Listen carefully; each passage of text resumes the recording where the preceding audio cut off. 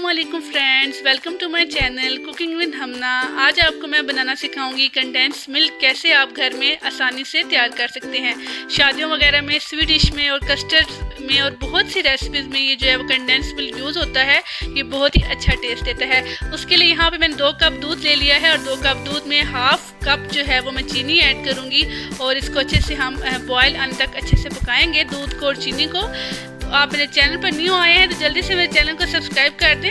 यहाँ पे दूध को बॉयल आ रहा है, बहुत ही अच्छा और बहुत ही मज़े का ये कंडेंस मिल्क होता है। तो यहाँ पे आपने दूध को तकरीबन 10 मिनट तक अच्छे से पका लेना है, लो टू मीडियम फ्लेम पे, और चम्मच को आपने हिलाते रहना है।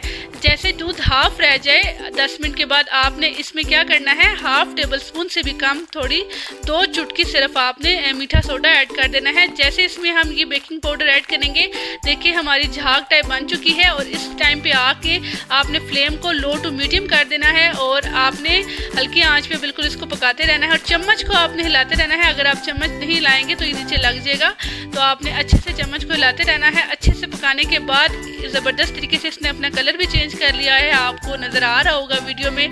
ज़बरदस्त थिकनेस सी आ चुकी है, हमारा तैयार है कंडेंस मिल्क। इसको एक बाउल में सर्व करते हैं। इसकी लुक, इसकी ग्रेवी चेक करें, बहुत ही ज़बरदस्त इसकी कंसिस्टेंसी चेक करें, बहुत ही मज़े का कंडेंस मिल्क घर का बिल्कुल फ्रेश तैयार है। आप बड़ी बड़ी मार्केट से इतना महंगा लेके जो है वो आप चीज़ों में डालते हैं, ये आइसक्रीम में बहुत अच्छे से यूज़ होता है, बहुत ही अच्छा टेस्ट देता है।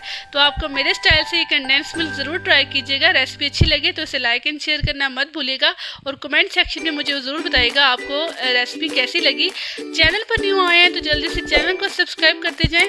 अपना बहुत सारा ख्याल रखिएगा, अपनी दुआ में याद रखिएगा। अल्लाह हाफिज़।